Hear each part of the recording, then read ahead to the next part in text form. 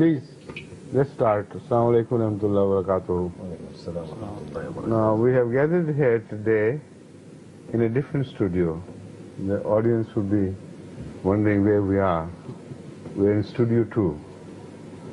And a new group of volunteers is now taking care of all this recording. This is a volunteer room. They are also volunteers, but professionally trained people who have opted themselves to work voluntarily. But here, the boys from colleges and various institutions have got themselves trained without any proper background knowledge. So I hope, inshallah, their performance will be good and acceptable. Let's you translate. Yes, please. بسم الله الرحمن الرحيم. يشير أمير المؤمنين إلى أننا الآن في استوديو أو القاعة الثانية. كنا في الأسبوع الماضي في القاعة الأولى، والذين يديرون هذا الاستوديو ويعملون فيه هم من المحترفون المتخصصون، ولكنهم بالنسبة للجماعة هو أي أنهم متطوعون لا يأخذون أجرا على عملهم. أما في هذا الاستوديو فهم أيضا متطوعون ولكنهم ليسوا متخصصين، وإنما هم من شباب الجامعة الذين تدربوا على هذا العمل ثم تطوعوا لأداء هذه الخدمة إلى الجماعة. Last week حضور was discussing the issue of ولو تقول علينا بعض الأقاويل. Right. وحضور promised that he will continue to speak on the same subject. Yes, may I translate? Yes, please. في المرة الماضية كنا نتحدث عن قول الله تعالى عن النبي صلى الله عليه وسلم: ولو تقول علينا بعض الأقاويل لأخذنا منه باليمين ثم لقطعنا منه الوتين فما منكم من أحد عنه حاجزين. وقد بيّن أمير المؤمنين أن هذه الآية دليل على صدق النبي يقدمه القرآن إلى هؤلاء الكفار، يقول لهم: انظروا في التاريخ، هل هناك أحد ادعى النبوة وقال عن الله أنه مرسل من عند الله ونجح في مهمته ولم ينتقم الله منه؟ إذا كان عندكم مثل هذا الدليل فقدموه لنا. Now I am also going to point at certain implication of this verse which is very often ignored by people. A very important thing which I am going to bring to the focus of your attention. People believe generally that whenever anyone claims to be a prophet of God, it is the responsibility of all the people together to destroy him in every respect, to kill him if they can, to destroy his message, to trample upon all that he has attained and wipe it out from existence. This is the responsibility of the people whom somebody addresses as a messenger of God. And they believe that this is what God requires of us. The Holy Quran has a completely different view to this problem. The one reference I gave you earlier was with reference to the people of Pharaoh. When Moses, peace and blessings of Allah be upon him, addressed them as a prophet of God, the same was the view of the people at that time. People, elders of the Pharaoh's people got together and considered and consulted each other, drawing the conclusion that such a man whom we know to be false, they thought him to be false. That is the point. Here the judgment is completely in the hands of those who are addressed. This is a very important issue. Even if we have to spend the whole hour explaining it, we better take it. Now, they also believe that it is a matter to be decided and executed by ourselves. And they saw somebody whom they thought was, an imposter, and whom they thought not only was an imposter, was delivering very important messages relating to the life and death of the people there. taking the Israelites away from him, leaving them helpless and powerless, without any labor which was so much needed by at that time by the pharaohs. But this was a very grave matter. And they believed him to be a liar. There is no doubt about it. Now, if you believe someone to be a liar who claims to be from God, what is your responsibility and what are your rights to do? This was the issue. They decided, because we know him to be a liar, it is our right to kill him and destroy him. While they were contemplating on this, one of their own people, who had secretly believed in the truth of Moses, approached them and addressed them as such. إن يكن صادقا إن يكن كاذبا فعليه كذبه وإن يكن صادقا يصبكم بعض الذي يعدكم. You are about to kill him because he's a liar? But what a beautiful expression. إن يكن كاذبا. He could be liar, he could not be. How could we know? God knows better whether he sent him or not. And he is the only person, only being rather, who could decide whether this person is attributing lies to him or not. So he said, the one who knows, he should act, not you. And if he is a liar, then the punishment of lies will not fall upon you, because you are not liars. He is lying, he confronts the danger of having God's wrath upon himself. So what is he to you? Why are you so excited about him? If he is a liar, how do you think has God gone mad that somebody lies to you and he destroys you and punishes you for the crime of somebody else? What a beautiful logic. You have nothing to fear. Just keep quiet and be calm and let God punish this man if he is a liar. That is one part of his argument. And the second one is, remember this. Let's suppose, for the sake of argument, maybe he's right. And if he's right, then God's punishment will never leave you alone. It will come and follow you and pursue you to your end until God's word of warning, which he delivered to you, is fulfilled at last. Now, this is what stayed their hand of cruelty. This is what gave Moses another lease under God's divine will, of course, but he became instrumental in this. And he used this new lease of life for delivering a message till you know what happened in the end. So that is one thing. Now this verse implies the same thing. It fully supports that view. If he is a liar, you think he has concocted things, said things about us which we have not said. And how can you believe we will sit idle and not take any action? We are bound to take action, and we will not spare it. So he says, it is not, this verse conveys the message, which is the second part, very interesting. It is not for you to destroy him, it is for us. The liars are supported by people, not by God. So maybe you try to save him from our wrath. But we warn you that if all of you put together try to stand between him and me, you will not be able to obstruct the passage of my wrath. I'm going to befall him and destroy him. What a beautiful argument. So complete, so logical.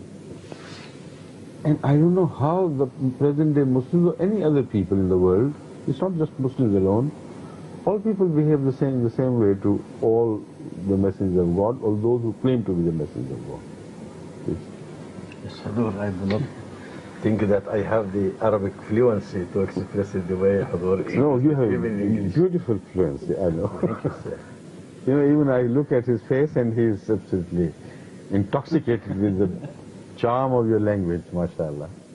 يقول أمير المؤمنين أن هذه الآية لها علاقة بآية أخرى من القرآن الكريم، وذلك أن الناس عندما يأتيهم نبي من عند الله دائما يكذبونه ويعتقدون أن من حقهم القضاء عليه وإنزال العقاب به، ولكن القرآن يقف موقفا آخر. هناك في حادثة سيدنا موسى مع فرعون وقومه كانوا يريدون أن يقضوا على سيدنا موسى لأنهم كانوا يرونه نبيا كاذبا، ويريد بالطبع أن يحرر بني إسرائيل من قبضتهم، فوقفوا ضده وحاولوا قتله.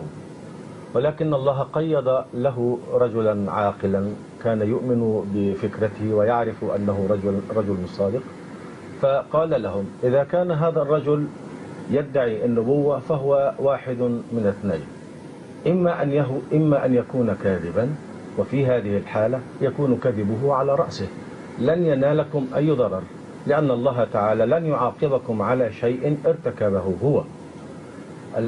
الفرض الثاني أن يكون صادقا، وفي هذه الحالة سينزل بكم العقاب الذي حذركم منه. آيتنا الحالية تأخذ بنفس هذا المعنى وتؤكده، فتقول إن محمد صلى الله عليه وسلم لو كذب على الله في شيء أنتم تعتقدون أنه كاذب، ولو كذب على الله في شيء فإن الله تعالى هو الذي سينزل به العقاب، ولا تستطيعون جميعا أن تردوا عنه هذا العقاب لو وقفتم في صفه. فمن باب أولى لو أنه كان كاذبا أنتم لا دخل لكم بهذه القضية، لأني أنا الذي سأعاقبه، أنا الذي سأقوم بهذه المهمة. إذا المفهوم الذي ألقى أمير المؤمنين عليه الضوء أنه عندما يدعي أحد النبوة فإن مهمة الناس هو أن يتفهموا ما يقول. إذا رأوه كاذبا فلينتظروا أمر الله فيه، وإذا رأوه صادقا فيسارعوا إلى تصديقه. أما إنزال العقاب به فهذا شيء وكله الله تعالى إلى نفسه. Now, in the light of these two principles mentioned in the Holy Quran with reference to Pharaoh's time and with reference to the time of Hazrat Muhammad Rasulullah, let us examine the history of religion as traced and preserved by the most truthful of all books, the Holy Quran. The most reliable of all the books, because it still stands uninterpolated and unchanged. So the verdict of the Quran with regards to the history of religion is the most authentic and most reliable verdict. Now let's go back and study the case of those people who, according to the Quran, had made false claims. None of them is reported to be alone in making such a claim. It was Pharaoh who claimed to be God, and he was the full might of his army and his monarchy and all the state of power behind him. And where was Moses? By his brothers, while his own people had yet rejected him. They were to wait for a long time until they would believe in Moses. So it was not with their support that Moses had confronted him, the Pharaoh.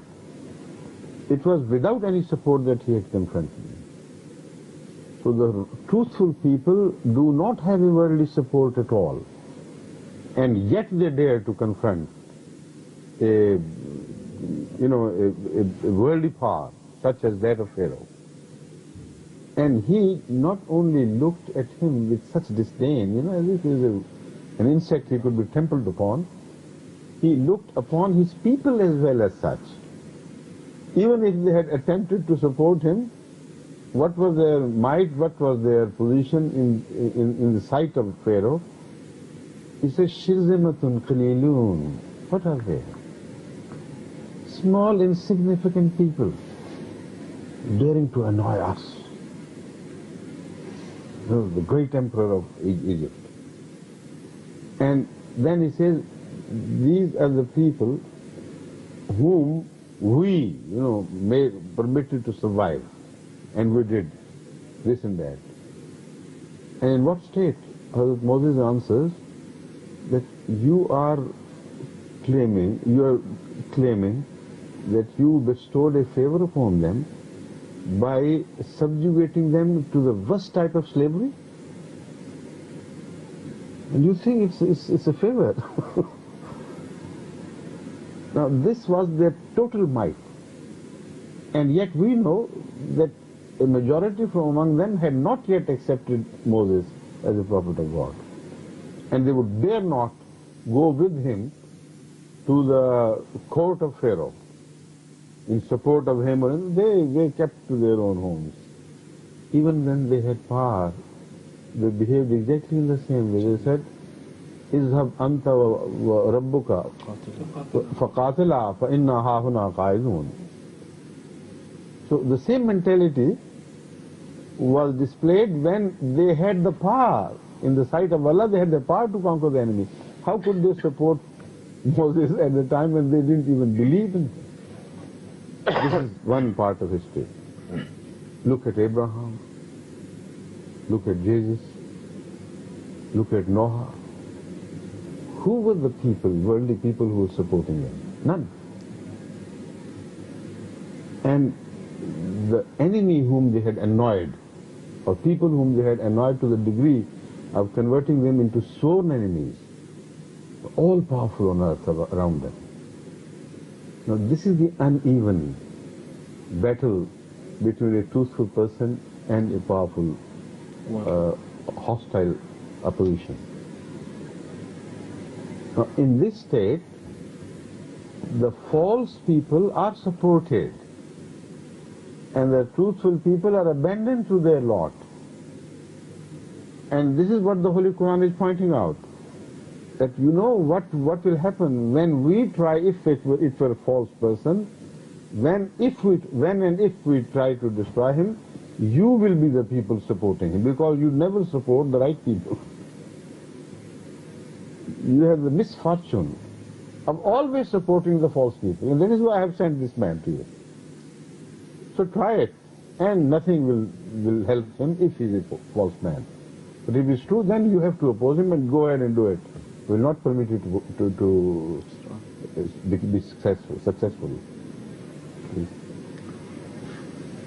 يقول أمير المؤمنين إن هذه الآية لها مغزى آخر، كأن الله سبحانه وتعالى يقول لهؤلاء الناس إنكم تعارضون النبي صلى الله عليه وسلم لأنه نبي صادق، لأن دائما القوى الدنيوية تكون مع الكاذب والمدعي الباطل، ولو أنكم كنتم في صفه وأيدتموه لكان كاذبا وكنتم لا تستطيعون أن تمدوا له يد المعونة إذا أنزلت به عقابي. يقول أمير المؤمنين ننظر في تاريخ الديانات، والقرآن هو المصدر الصادق الحقيقي الأصيل الذي يمكن أن ننظر فيه إلى تاريخ الديانات، لأن الكتب الأخرى أصابها كثير من التحريف. ننظر إلى سيدنا موسى عليه الصلاة والسلام مع فرعون. ما وجه المقارنة بين الاثنين؟ فرعون كان ملكا جبارا يدعي الألوهية، في حين كان سيدنا موسى وأخاه هارون ضعيفين لا يملكان شيئا من القوة. كما أن قوم سيدنا موسى لم يكونوا في صفه ولم يكونوا يؤيدونه، بل كانوا دائما على خوف ووجل من فرعون، ومن طبعهم هذا الجبن، حتى إنهم عندما كانت في يدهم القوة وتحرروا من فرعون قالوا له اذهب أنت وربك فقاتل، أي أنهم غير مستعدين لمناصرة سيدنا موسى. القوة كلها في يد فرعون. فماذا كانت النتيجة؟ هكذا دائما الأنبياء هم في الجانب الضعيف من الناحية الدنيوية، وأعداء الأنبياء وأعداء الأديان دائما هم في الجانب القوي. انظروا إلى سيدنا إبراهيم، إلى سيدنا عيسى، إلى سيدنا نوح، من كان معهم؟ من كان يؤيدهم؟ كانت أقوامهم هم أول من يعادونهم، والذين كانوا يدعونهم كانوا في جانب كبير من القوة. فهكذا هو تاريخ الأديان. المدعي الصادق يكون ضعيفا من الناحية الدنيوية، ويكون أعداؤه في الجانب القوي، وليس له من ينصرونه. ليس في الأديان أبدا قوى دنيوية ساعدت نبيا صادقا وكانت في صفه. Now, I come to the last part of this discussion, which is relevant to the truth of Ahmadiyyat. When Hazrat Masih Maud claimed to be from God, he was alone. And the first target of his campaign was Christianity. And it was the Christian empire, the mightiest empire the modern times have ever seen, of the British Empire, which used to boast that on that empire the sun never sets all around the world. And he got up and confronted them and dared to attack Christianity to be a false religion with reference to the modern day or the Christianity of that time. His claim was, it was truth in the beginning. You have distorted it. It's no longer truth. You have become false. You have betrayed the message of Jesus Christ. This was a very great and daring attempt to fight the belief faith of his own rulers and the kings and queens of the British Empire. And we know that at that time they were extremely ambitious in spreading the message of Christianity to all India, to all the people of India, so that by doing so they could give permanence to their presence in India. Because once people are converted to the faith of their rulers, then obviously they become it changes their attitude and they become supporters of their political rule or domination as well. Now that was the state. So he couldn't get any help from Christians because it was the Christian fathers and leaders of the church who opposed him most. This is a history which everybody can read. Then about Hindus, the most powerful inhabitants of India, overwhelmingly larger in number than any other populace, were the Hindus. And he told them, you are wrong in believing Krishna to be a god. I am Krishna and I am not God. I am Krishna and I am a servant, humble servant of Muhammad Rasulullah Sallallahu Alaihi Wasallam. So this is the best position your Krishna could acquire, to submit to the will of Muhammad Rasulullah and take pride in his being his servant. So in that sense he claimed to be the Krishna. How insulting they must have felt. The claim was that he not only claims to be Krishna, whom we consider to be a god, and he says no, he was not a god, but he reduces his position to such a state that he says, I am the right Krishna, and as such I find pride in being a most humble slave of Muhammad Rasulullah. This is the maximum your Krishna can achieve. And turning to Christians once again, he said, look here, you say he is the son of God.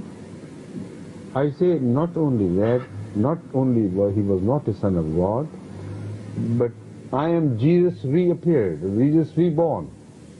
And I take pride in being the humblest of servants of Muhammad Rasulullah. This is the status of your so-called son of God. What a daring claim.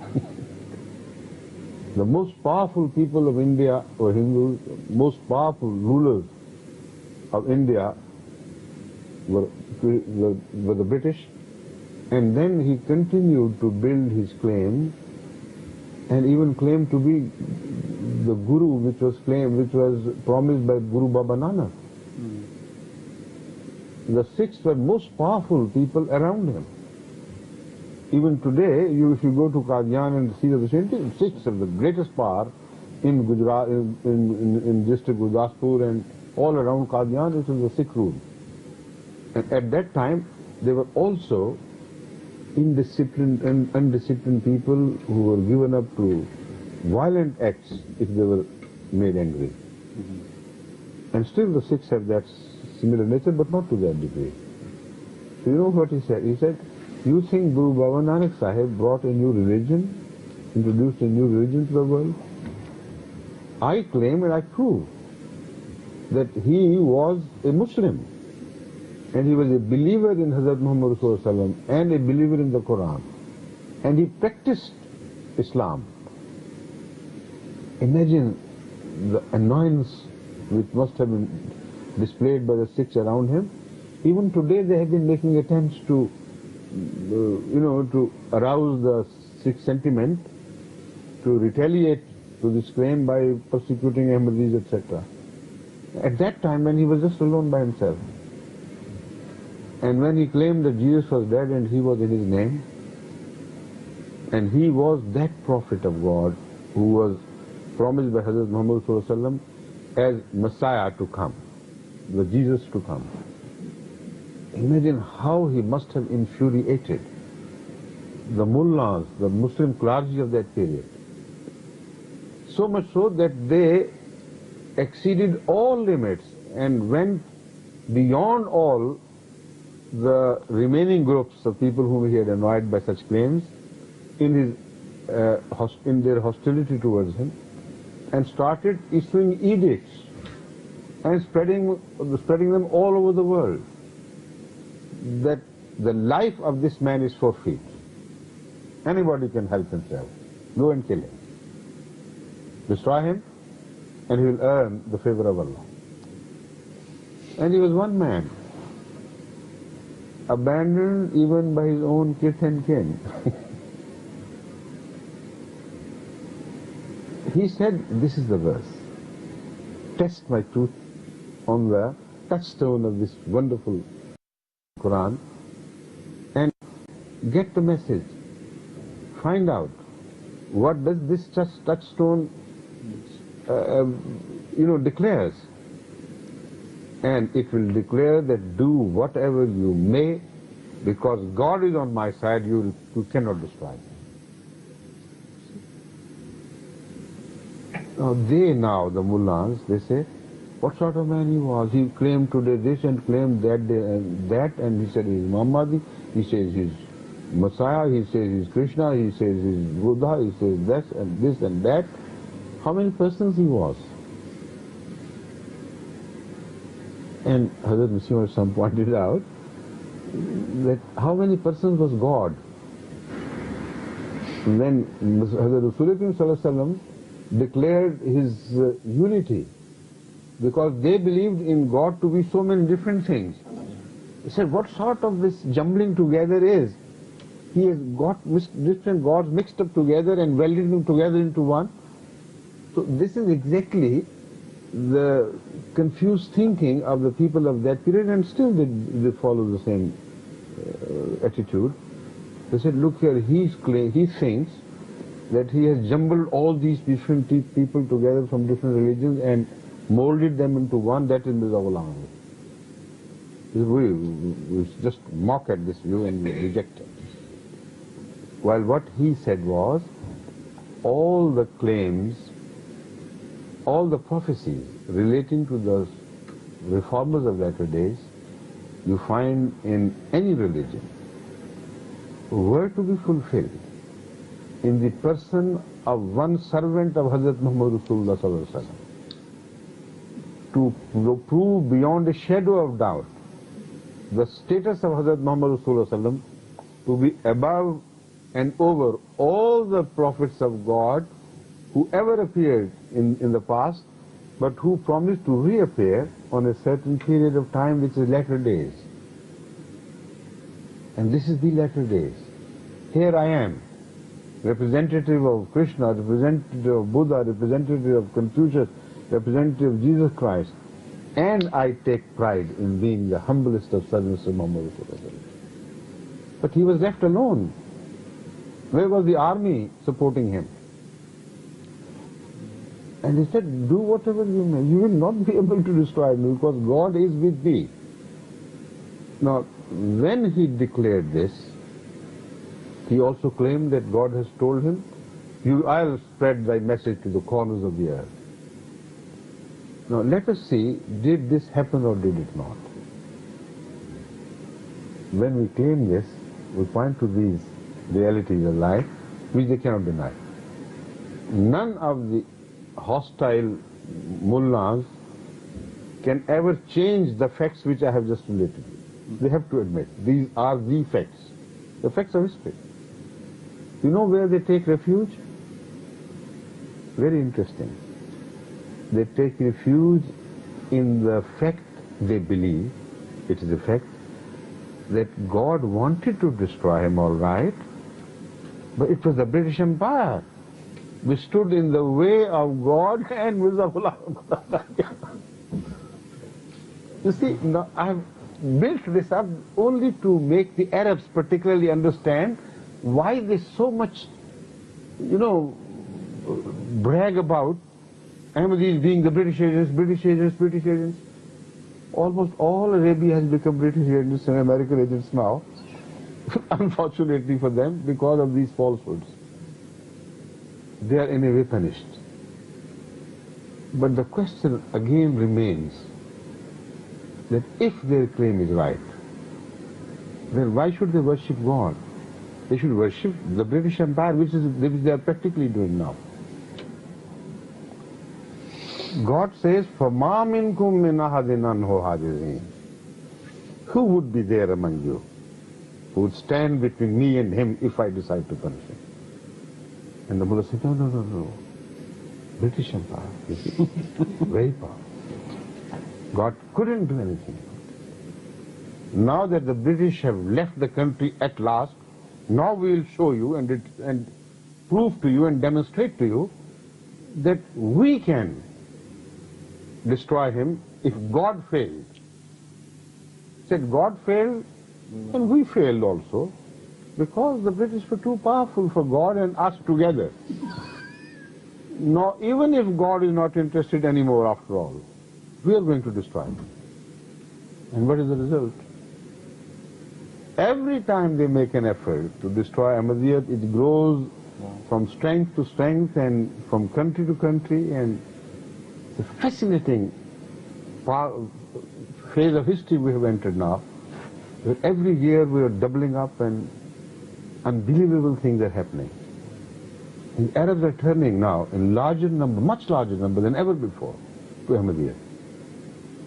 Because they said, we are going to destroy. Allah says, all right, try it. And that is why such panic. Abdullah Nasif, he has taken into his head now that they have these insignificant small things. This is his statement issued in the paper. They dare to have a Muslim television, Ahmadiyya? We, the mighty people, the significant people who sit on the mountains of wealth, we have decided to launch a counter television, which will be the true Islamic television, and then we'll see where they stand. And now I make a prediction, not directly because I have heard from God, but because I know the Quranic message. And this is the prediction, there is no other prediction. The Holy Quran says to Satan, when he made the claim to lead God's servants away, he said, do whatever is in your power. Bring your armies, bring your infantry, the mounted divisions, the royal horse you have. Do whatever you have. My servants will remain my servants, and you will have no power over them. So this is my answer. If you try to do it, you will see that you are defeated even more soundly and more roundly in the second round of our battle, because poor innocent Arabs do not know what we are, and when they will hear from their Muslim television what we are, and when they will compare those allegations with what they see on this television, they're majority of people, honest, simple people. They'll say, oh, look here, they were all lies. And this is the message which we receive daily almost from so many countries, so many people of the world. Even a Shia wrote to me this morning. Before I came, I had just finished his letter because I had kept it away I was short of time. Just before coming to you, I read that letter, and he was a great Shia scholar. He said, all my life I was fed on these lies, which were concocted by mullahs against you, and I believe they're absolutely right, and I hated Ahmadis. Until one day I read the Quran, the particular verse in the Quran, that whenever a claimant comes to them, they say, we'll follow our forefathers. So are we not doing the same thing? You know, that was the question raised in my mind. And it disturbed me so much, I couldn't sleep peacefully. I said, let me investigate. He said, so I started investigating other sects of Shiaism first. That was my priority, and failed to find truth. Then I turned to Sunni sects, still I was not satisfied. Then one day I said, let me see what sort of people they are. They are supposed to be the worst enemies of Islam, but they claim to be Muslim. Let me go to their city and find out myself.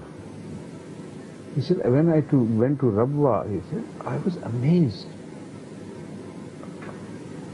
He said, my imagination of how Muslims should be at the time of Hazrat Muhammad was realized. I was wondering whether it was a dream or something in real life. People were so honest, so humble, so truthful, so helpful to others, so generous. And the mosques were filled with worshippers 5 times a day. So he said, I stayed there quietly without asking any questions. But that created a turmoil in my heart and in my mind. And still I was afraid because I heard so much about the Ahmadis, you know, not believing in so, not doing this and not doing that. So he said, I decided to return, but something caught hold of my feet. He said, look here, you have seen enough. Unless you proceed further and investigate into their beliefs, you will remain answerable to God. This will be one area which you had left out from your research. And that is what he explains to me. Then he says, I dare to go to a place. He said, the title or the placard shown there was, La ilaha illallah Muhammadur Rasulullah. What sort of placard that is? They say they don't believe in that. And then it said there is a display of our 100 years achievements of Ahmadiyya. Come and see it. So I entered, I saw that and I was amazed at the services of the Ahmadiyya they had rendered. And he said, fortunately there were a few Ahmadiyya scholars sitting there. So I approached them very humbly and also in fear. Lest suddenly they burst up, you know, into violence and they start beating me.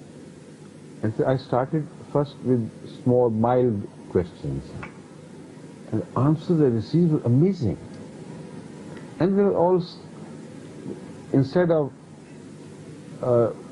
trying to scare me, so they were apologetic and humble and courteous. But please go ahead, do whatever you like, ask other questions. He said, then I took out the strongest of my allegations, which I had read in the Mullah's books. Everything proved to be false. And although you may think I have done it more hastily than I should have, but I decided not to return to my home without accepting Ahmadiyya. Now from there, he returned to, it was a short visit to Pakistan. He's serving in a country in Arabia.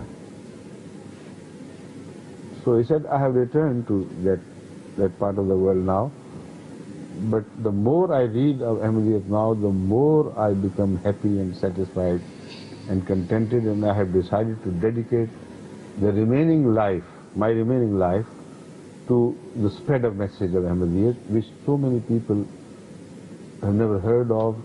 I mean, not in the right perspective, but in the wrong perspective, of course. So this is what I'm saying, that Ahmadiyyat, with the grace of Allah, is nothing but Islam. But these people, when they tell lies with British agents and that agents and that agents, common man has no power to reason out. They don't know the Quranic teaching either. So it's a good instrument in our power with the grace of Allah. So I tell Brother Nasif, whatever where you do, go ahead. You have money, you have power, you have strength.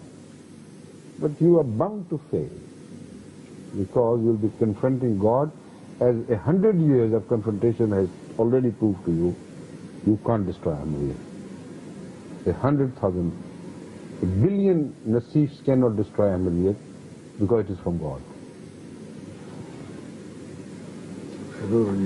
I hope that when we repeat this again, it should be translated completely. Because whatever I say, I cannot cover. I'm sorry, so we should really sort of this. Please No, do. but it is very important. Right. We cannot stop Hadur. Of course. with this. But if you feel, or I feel, something has been omitted, I hope when he starts, Yes, billah. when he covers everything with the grace of Allah. But if anything is omitted, we will remind you. You please be careful. I'll be on that. ثم يتناول أمير المؤمنين هذا الموضوع من ناحية صدق الأحمدية، فيقول بأن مؤسس الأحمدية سيدنا مرزا غلام أحمد عليه السلام عندما وقف وحده أمام كل من في بلده، أول هدف له كانت المسيحية، والمسيحية هي القوة الكبرى في زمنه بل وإلى الآن.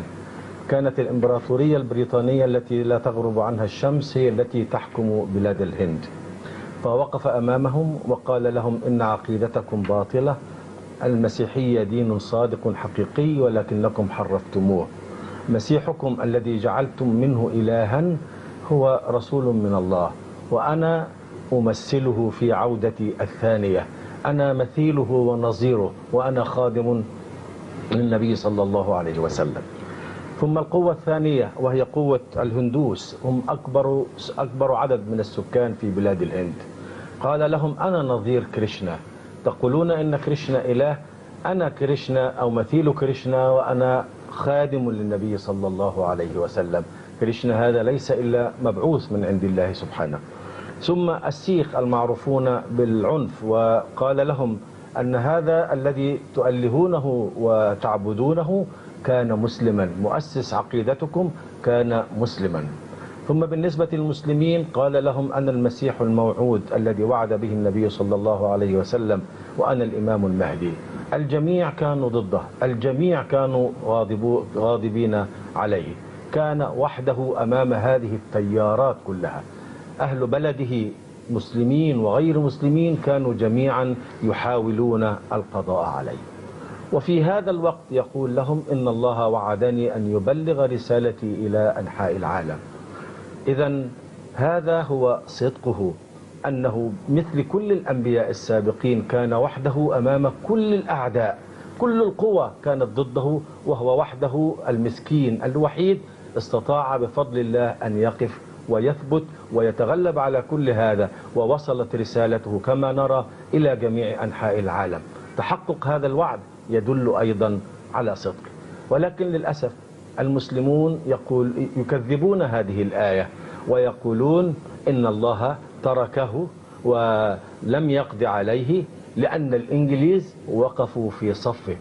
يعني في نظرهم أن الإنجليز هي القوة الغالبة التي تستطيع أن تقف في وجه الله وتمنع هذا الكاذب من أن يستمر في كذبه.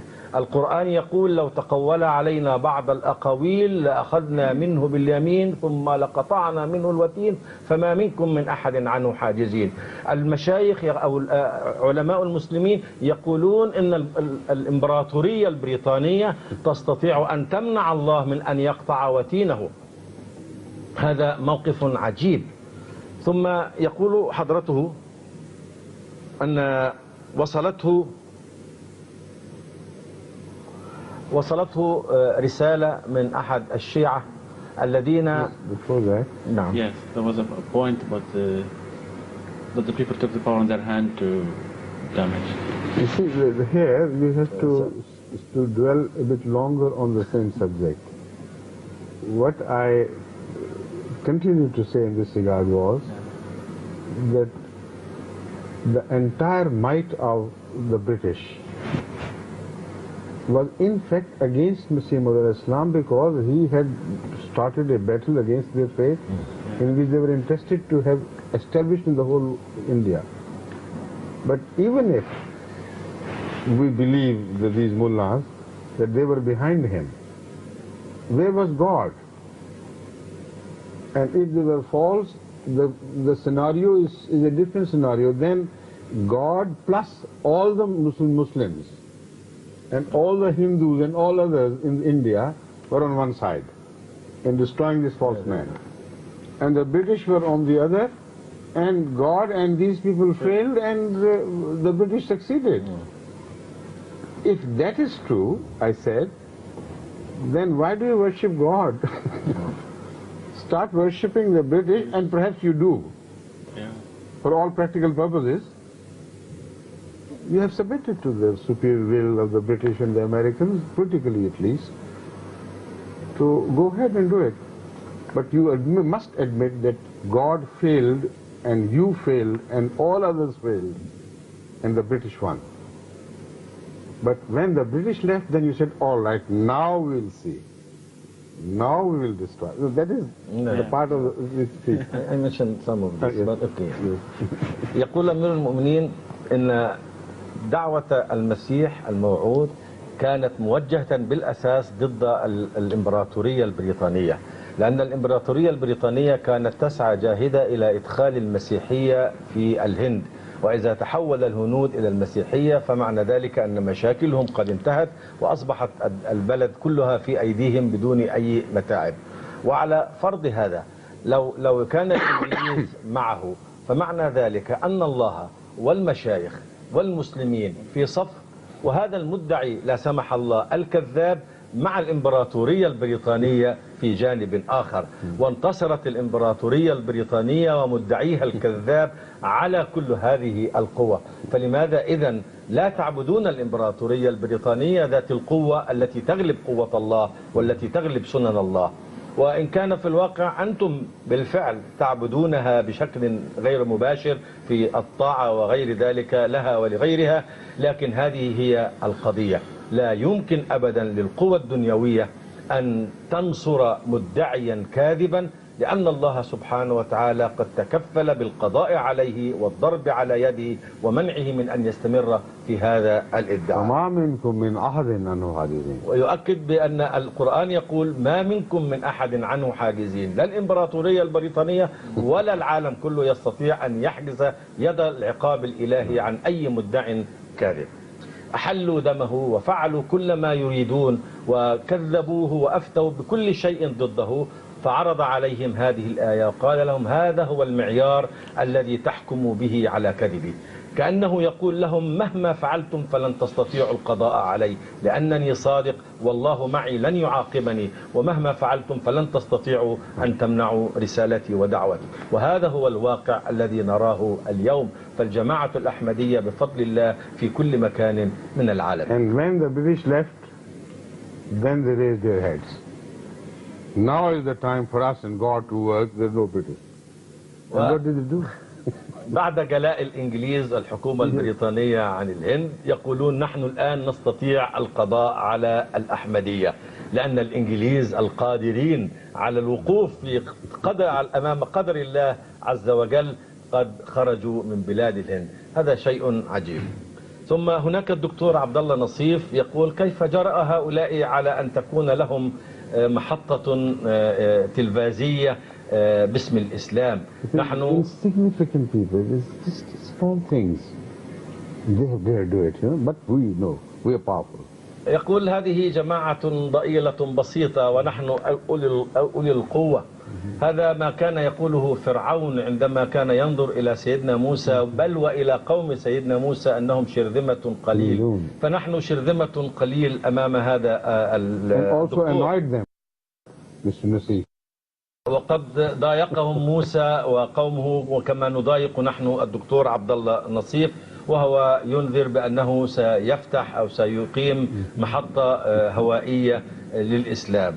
هذا شيء جيد. يقول أمير المؤمنين أنه مهما كانت أمواله ولو أنشأ 1000 محطة فإنني أتنبأ، لا أتنبأ بأن الله ألهمني ذلك، ولكني أتنبأ طبقا لسنة الله التي أعلنها في القرآن، أن قال للشيطان عندما هدد بأنه سيهاجم الصلحاء والمؤمنين، قال له أجلب عليهم بخيلك ورجلك، ولكنك لن تستطيع أن تحول رجلا صالحا أو تؤثر في هؤلاء الصالحين. وبناء على ذلك ليس لك سلطان على أحد من عبادي الصالحين. فلو أنشأت ولو كان هناك 1000 نصر كان فإنكم لا تستطيعون أن تؤثروا على الأحمدية، بل بالعكس ستكون كل جهودكم خيرا للأحمدية. الناس البسطاء الذين يشاهدون إذاعاتكم سيعرفون ويقارنون بماذا تقولون باتهاماتكم وبما يرونه ويسمعونه من هذه المحطة البسيطة، وسيعرفون أنكم لا تقولون الحق وأنكم تغطون على كثير من الحقائق. وفي هذا إن شاء الله خير للجماعة الأحمدية، ستكون هجماتكم على الجماعة خيرا وبركة على الجماعة وستزداد عددا إن شاء الله تعالى. إن شاء الله. ثم أشار حضرته إلى أن أحد الإخوة الشيعة الذي سمع كثيرا عما يقوله الناس والمفتون عن الجماعة الأحمدية، وكان يكرهها كرها شديدا، ولكنه قال تأمل في بعض الأمور وقال لماذا لا أذهب وأرى أنا بنفسي. No. He read, while reading the Quran, suddenly a verse caught his eye. The same verse? The same verse? No, not the verse which says that they say we'll follow our forefathers. He was a scholar as well. What? He was a scholar? Yes, he is. He's a big scholar. Yes, big scholar. يقول أمير المؤمنين عن هذا الأخ أنه عالم مثقف، وأنه في قراءته للقرآن الكريم لاحظ أن كل أعداء الأديان كانوا يقولون عندما يجيئهم نبي يقولون نتبع آباءنا الأولين، فقال نحن نفعل مثلهم، إذا فلأذهب وأتحقق بنفسي أين موقفنا من موقفهم. فذهب إلى ربوة فوجد هناك قوما بسطاء. First he investigated all other sects and he was not interested. Having finished his journey, found no peace. Then he at last turned to this. What kind of investigation? The Shia, Sunni, different sects. He took very long time in studying all the different sects in Islam because he thought we were not a part of Islam. He was not interested. When they were exhausted and still did not find truth which he was looking for, then he said, all right, let me try here as well. فكانت نظرته إلى الجماعة الإسلامية الأحمدية أنها ليست من فرق المسلمين، ولذلك أخذ يتحرى عن المذاهب الإسلامية الأخرى من شيعة وسنة وغيرهم، وفي النهاية قال فلنرى ماذا يقول هؤلاء. فسافر إلى مركز الجماعة في ربوة، وهناك نظر بنفسه وبعينه ورأى كيف يعيش الناس وكيف أنهم يراعون الأمور الدين وكيف أخلاقهم وكيف محافظتهم على الصلوات وكيف يتعبدون. ثم اقترب من الجماعة وهم رحبوا به وسألهم بعض الأسئلة البسيطة خشية أن يهاجموه أو يعتبرونه معتديا أو مثل هذا، ولكنهم كانوا على خلق طيب واستقبلوه استقبالا حسنا ورحبوا به وشجعوه على أن يسأل ما يشاء. فسأل أسئلته فأجابوه، ثم بعد ذلك أخرج الأسئلة الشديدة التي يتهم بها الملات والشيوخ الجماعة ووجه إليهم فأجابوه. مكث معهم قليلا ثم عاد وقد اعتنق الأحمدية، وكتب لأمير المؤمنين أنه عاد إلى البلد العربي الذي يعمل فيه الآن، وقال لأمير المؤمنين أن بفضل الله كل يوم أزداد اقتناعا بالأحمدية وأشعر بسعادة قلبية غامرة والحمد لله. Jazakumullah. Well done. But I still insist that it should be complete. Excellent. It's very important. Anything else? We have only 3.5 minutes left now. Go ahead. Please. I have a question about Al-Hajj al-Akbar, Yes. which is mentioned in Surah Al-Tawbah. Does it have any indication of a prophecy for the future? In what sense? In that it says that idols will end in Al-Kaaba, and I understand that idols will be. It's in Surah Al-Tawbah. Surah Tawbah. In the beginning of Surah Al-Tawbah. When I read it, You see that generally, without even reference to the place you are وأذن في suggesting, الناس يوم الحج الأكبر أن الله بريء من المسلمين. you better read this first and then I know what you're talking about, but it's better now we have got the reference, better read it. وأذان من الله ورسوله إلى الناس يوم الحج الأكبر Right. أن الله بريء من المشركين ورسوله. This is the. That's right. You see, the fact is that Khana Kaaba had long been made a seat of idol worship. The very first house of God, built entirely for the sake of Allah. So God is speaking of complete victory of unity of God over those who associate partners with Allah. And in this it is declared, and in this way perhaps you're right, that it is also a prophecy, that never again this house will be under domination of those who worship people or idols beside Allah. Baratun is in the sense, first of all, it has so many meanings, but in this particular context it means that from now on we declare complete dissociation with all acts of idol worship or calling partners with Allah. And this is a prophecy that in future, inshallah, with reference to that time, the Khana Kaaba will remain a place for the worship of Allah and Allah alone. Is that what you thought? Yes, this is right. I agree with that, absolutely.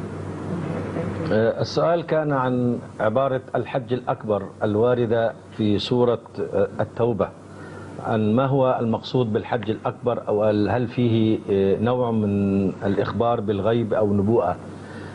يقول أمير المؤمنين أن الكعبة وهي أول بيت أنشئ لعبادة الله وحده للتوحيد، للعجب أنها كانت في ذلك الوقت مقرا للإشراك بالله وعبادة الأصنام، وأنه في هذا اليوم الذي حج فيه النبي صلى الله عليه وسلم قد تم القضاء على هذه الأوثان. وهذه العبارة تحمل نبأ بأن من الآن لن يكون حول الكعبة إلا التوحيد، لن تكون هناك أصنام ولن يكون هناك عبادة للأوثان حول الكعبة مرة أخرى إن شاء الله. And because it's time, yes, the time is over, so we take leave of our viewers and audience. And it's a very interesting getting together. You know, this hour passes like a minute. But inshallah we'll get together next week. Inshallah. Last week there was a break? Oh. Discontinued? Yes. Okay. But you suggested that you will have some other meeting instead of... I don't agree with that. Till Friday inshallah, or another Every week? Friday? Every week, every Friday inshallah. Inshallah. Right. Assalamu alaikum. Alaikum assalam.